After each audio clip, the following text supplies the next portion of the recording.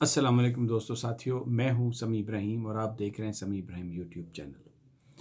آج 11 فروری ہے اور سن ہے 2020۔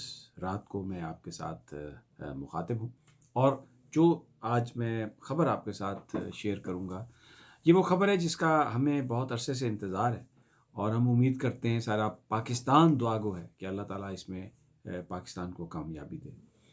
سمجھ گئے ہوں گے آپ، وہ فیٹف کی گرے لسٹ۔ پاکستان میں اس کی اہمیت بہت ہے۔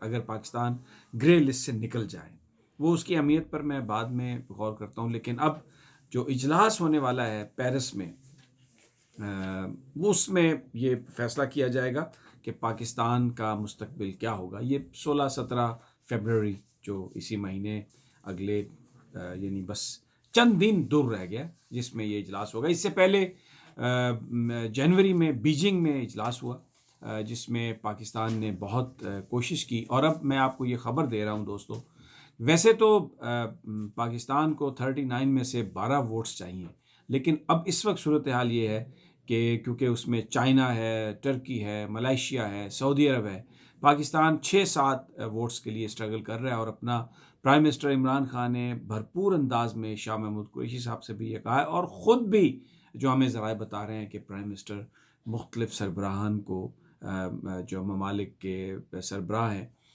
ان کے ساتھ خود ٹیلی فون پر رابطہ کریں گے، ان سے خود ریکویسٹ کریں گے۔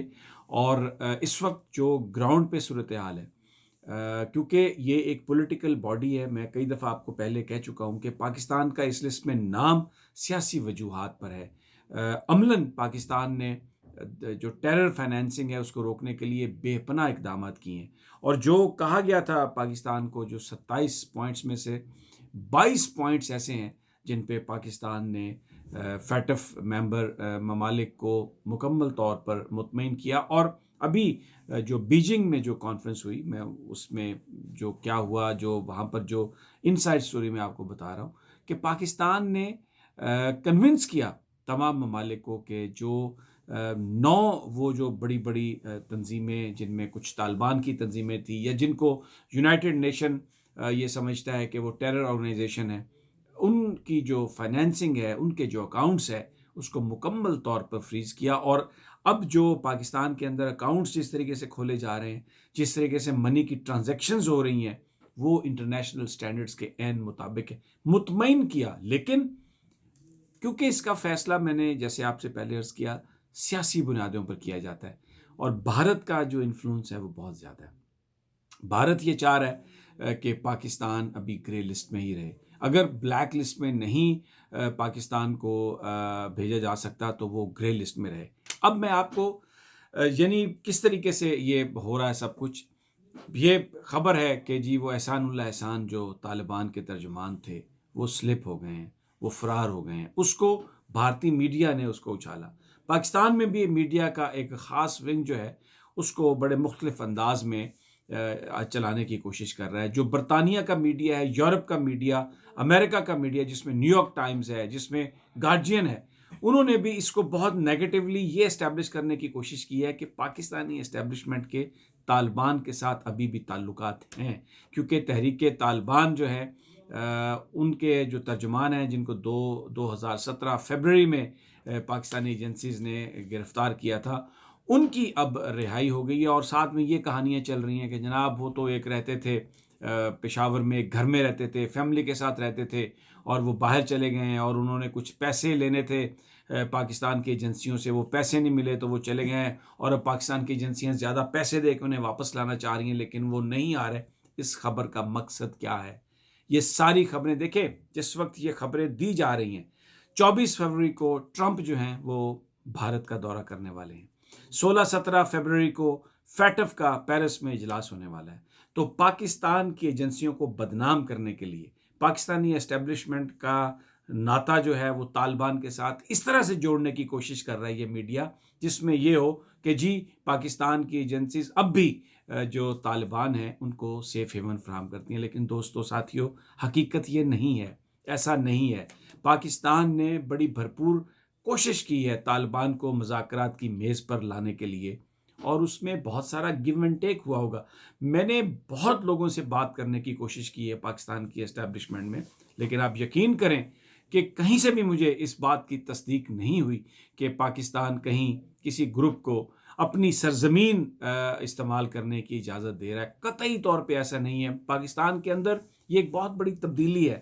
پاکستان کی فوج، پاکستان کی ایجنسیز یہ سمجھتی ہیں کہ اگر افغانستان کے اندر امن ہے تو پاکستان کے اندر بھی امن ہوگا. اور اب یہ ایک مسلمہ حقیقت بن گئی ہے کہ پاکستان کی سول اور پاکستان کی عسکری قیادت ایک پیج پر ہے کہ اب پاکستان کسی کی جنگ نہیں لڑے گا. آپ دیکھ لیں یمن کا معاملہ ہے، سعودی عرب اور حوثی قبائل جو ایران کی بیکنگ سے ہیں ان کا جھگڑا ہے. پاکستان نے وہاں پر کوئی فوج نہیں بھیجی.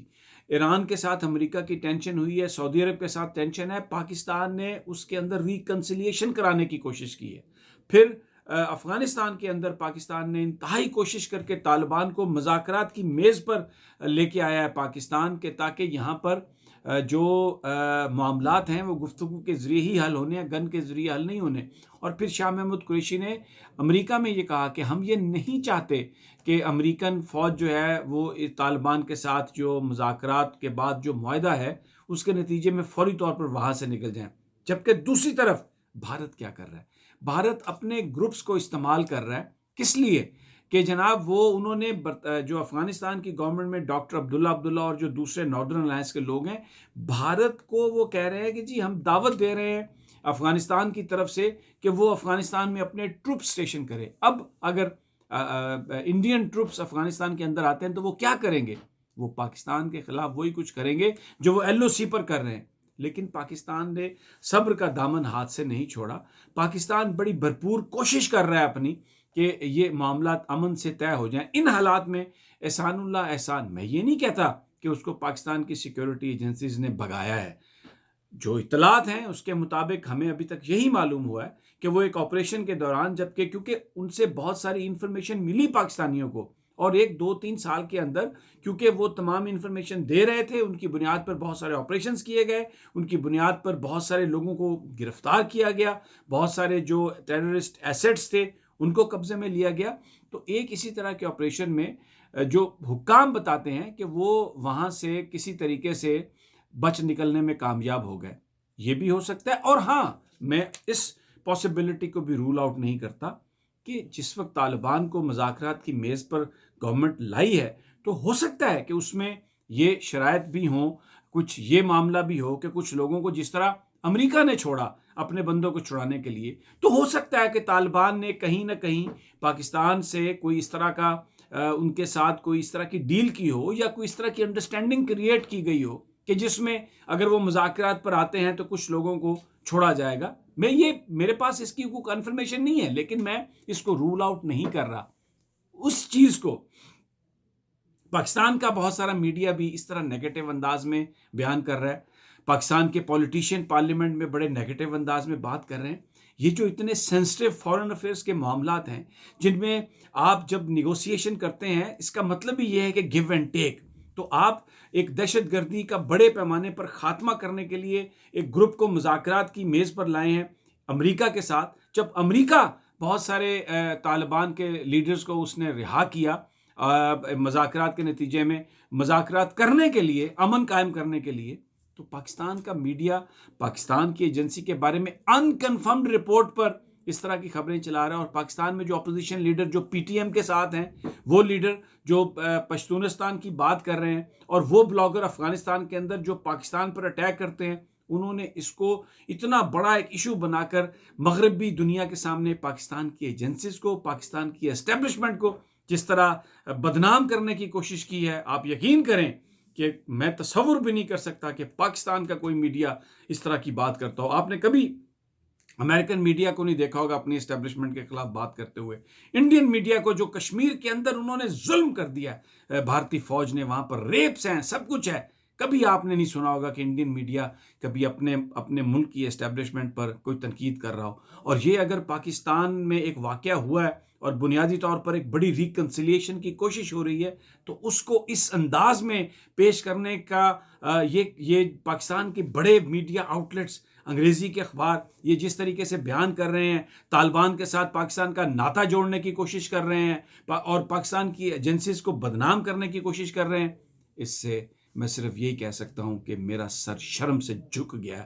لیکن یہ لفافے ہیں کہ یہ پھٹتے ہی جا رہے ہیں، پھٹتے ہی جا رہے ہیں. کوئی امریکی لفافہ، کوئی بھارتی لفافہ، کوئی ملکی لفافہ، کوئی غیر ملکی لفافہ، کوئی پاکستانیت نام کی، کوئی پیٹریٹزم کی کوئی چیز ہی نہیں ہے. ایسا لگتا ہے کہ یہ سارے انٹرنیشنلسٹ ہیں، یہ پاکستانی نہیں ہیں.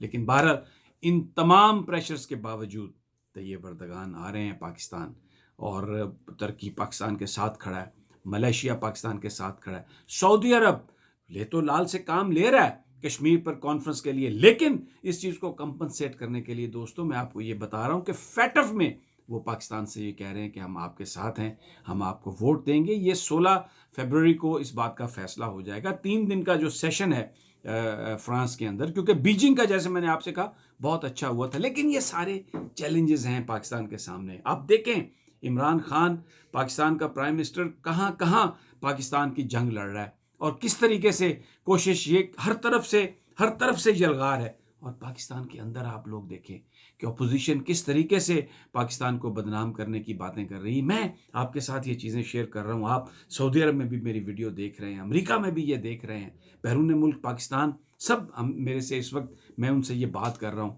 اور آپ لوگوں سے ابھی میں مل کے آیا ہوں. ایک بات جو ہے آپ نے کی ہے پاکستان کے لیے کی ہے، اور آپ یقین کریں یہاں پر پاکستانی حکومت بہت کچھ پاکستان کے لیے کرنے کی کوشش کر رہی ہے. یہ جو آپ کو پروپیگنڈا کہیں نظر آتا ہے، کبھی کسی انڈین میڈیا میں، کبھی کسی امریکن میڈیا میں، کبھی کسی برطانیہ کے میڈیا میں، اس سے آپ گھبرائیں مت. اگر کہیں آپ کوئی پاکستانی چینلز پہ بھی آپ کو یہ اس طرح کی مایوسی کی چیزیں نظر آتی ہیں، تو آپ یقین کریں حالات اتنے برے نہیں ہیں. پاکستان کی سروائیول کی جنگ لڑی جا رہی ہے، اور پاکستان کی سول اور پاکستان کی عسکری قیادت ایک پیج پر ہے. پاکستان کی ایجنسیز اس وقت پاکستان کی سیاست میں عمل دخل نہیں دے رہی، وہ پاکستان کو اس کرائسس سے نکالنے کی بات کر رہے ہیں. آپ بالکل اطمینان رکھیں، اور انشاءاللہ آنے والے دنوں میں مزید اچھی خبریں آئیں گی، اور جیسے جیسے یہ خبریں آئیں گی میں آپ کو اپنی ویڈیوز کے ذریعے انفارم کرتا رہوں گا.